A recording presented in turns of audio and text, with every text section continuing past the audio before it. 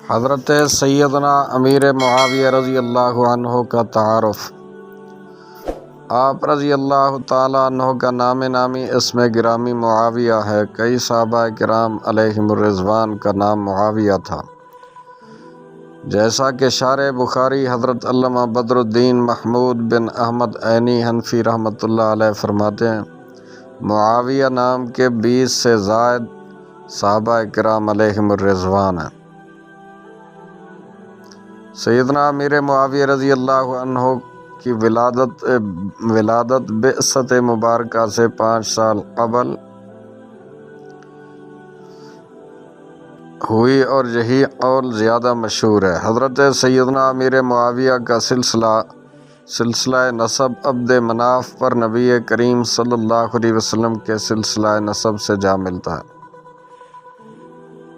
حضرت سیدنا امیر معاویہ رضی اللہ عنہ کے والد حضرت سیدنا ابو سفیان اور والدہ حضرت سیدتنا ہند رضی اللہ تعالیٰ عنہما نے فتح مکہ 8 ہجری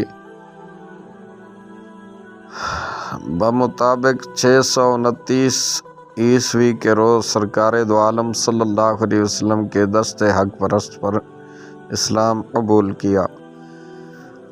حضرت سیدنا امیر معاویہ رضی اللہ تعالیٰ عنہ کے والد سیدنا ابو سفیان رضی اللہ عنہ قبیلہ قریش کی شاخ بنو امیہ کے اہم ترین شخص تھے۔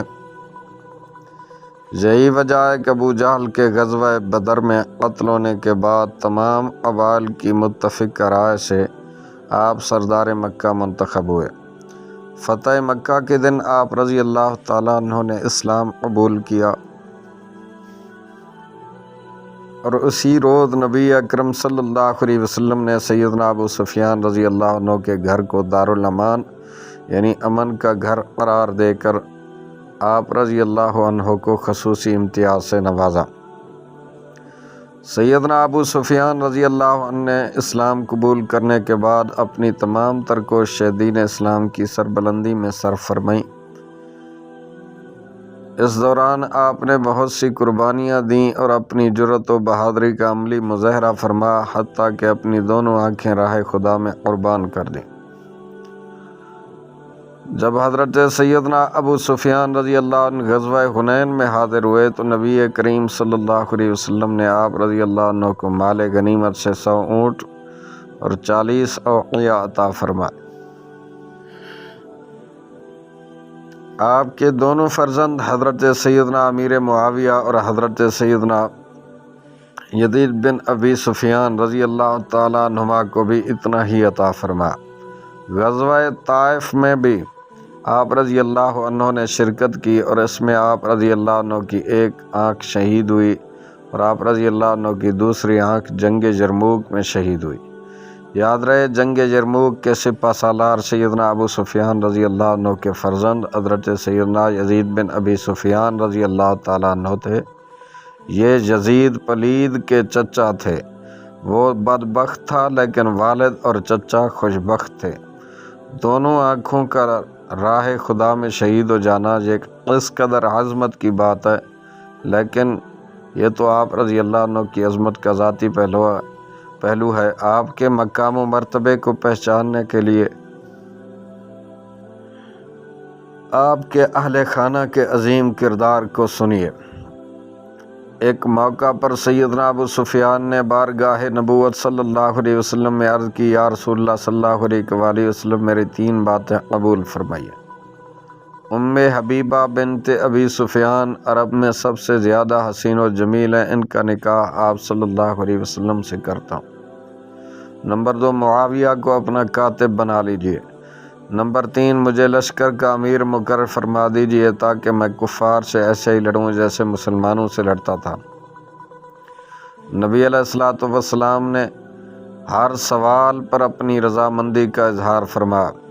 حضرت سیدنا ابو زمیل رحمۃ اللہ علیہ فرماتے ہیں، اگر سیدنا ابو سفیان رضی اللہ تعالیٰ عنہ آپ صلی اللہ علیہ وسلم سے سوال نہ کرتے تو آپ صلی اللہ علیہ وسلم عطا نہ فرماتے، اس لیے کہ آپ صلی اللہ علیہ وسلم کی عادت مبارکہ تھی کہ آپ صلی اللہ علیہ وسلم کسی سائل کا سوال رد نہیں فرماتے تھے۔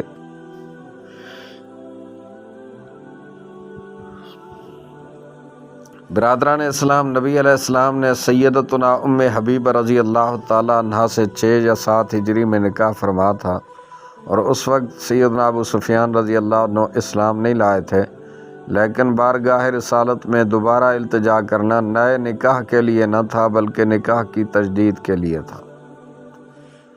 برادران اسلام، نبی رحمت شفیع امت صلی اللہ علیہ وسلم کی عطا کی کیا بات ہے۔ بارگاہ رسالت کا سوالی خالی ہاتھ نہیں جاتا بلکہ اپنے من کی مراد پاتا ہے۔ آپ صلی اللہ علیہ وسلم کی مبارک زبان پر سائل کے سوال کے جواب میں نہ جاری نہیں ہوا۔ اس بات کو بیان کرنے کے لیے شارح بخاری امام ابن حجر عسقلانی اور امام شہاب الدین احمد قسطلانی رحمۃ اللہ علیہما نے فرزدق کا یہ شعر بھی نقل کیا ہے: ما قال لا قط الا فی تشہدہ، ما قال لا قط الا فی تشہدہ، لولا التشہد کانت لاؤہ نعم۔ یعنی آپ صلی اللہ علیہ وسلم نے کلمہ لا تشہد میں ہی فرمایا، اگر تشہد نہ ہوتا تو سرکار دو عالم صلی اللہ علیہ وسلم کا لا یعنی نہیں بھی نعم یعنی ہاں ہوتا۔ اعلیٰ حضرت عظیم البرکت امام اہل سنت، امام عاشقاں، تاجدار فاضل بریلی مولانا احمد رضا خان رحمۃ اللہ علیہ فرماتے ہیں: واہ کیا جود و کرم ہے شاہ بطحا تیرا، واہ کیا جود و کرم ہے شاہ بطحا تیرا، نہیں سنتا ہی نہیں، نہیں سنتا ہی نہیں مانگنے والا تیرا۔ حضرت امیر معاویہ رضی اللہ تعالیٰ عنہ نے اپنے والد ماجد حضرت سیدنا ابو سفیان رضی اللہ تعالیٰ عنہ کا جنازہ بھی پڑھایا۔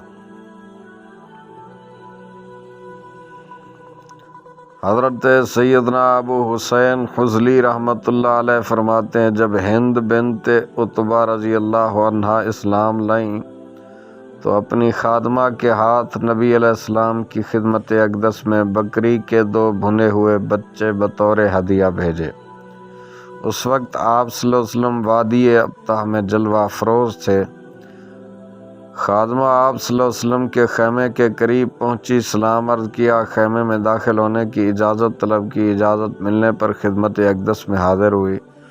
اس وقت رسول اکرم شاہ بنی آدم صلی اللہ علیہ وسلم کی بارگاہ میں ام المومنین سیدتنا ام سلمہ، ام المومنین سیدتنا میمونہ رضی اللہ عنہما اور بنو عبد المطلب کی بعض خواتین بھی حاضر تھیں۔ خادمہ نے عرض کیا کہ میری مالکہ ہند بنت عتبہ نے یہ ہدیہ آپ صلی اللہ علیہ وسلم کی بارگاہ میں بھیجا ہے، اور انہوں نے آپ صلی اللہ علیہ وسلم سے معذرت چاہتے ہوئے عرض کی کہ ان دنوں ہماری بکریوں نے تھوڑے بچے جنے ہیں، ورنہ آپ کی شان کے لائق ہدیہ بھیجا جاتا۔ بہرحال یہ معمولی ہدیہ حاضر خدمت ہے۔ نبی کریم رؤوف الرحیم صلی اللہ علیہ وسلم نے ہند بنت عتبہ رضی اللہ عنہما کو دعا سے نوازا: اللہ عز و جل تمہاری بکریوں میں برکت عطا فرمائے اور ان میں اضافہ فرمائے۔ اس کے بعد وہ خادمہ اپنی مالکہ حضرت ہند بنت عتبہ رضی اللہ تعالی عنہا کے پاس آئیں اور بارگاہ نبوت صلی اللہ علیہ وسلم سے ملنے والی دعا کی خبر سنائی۔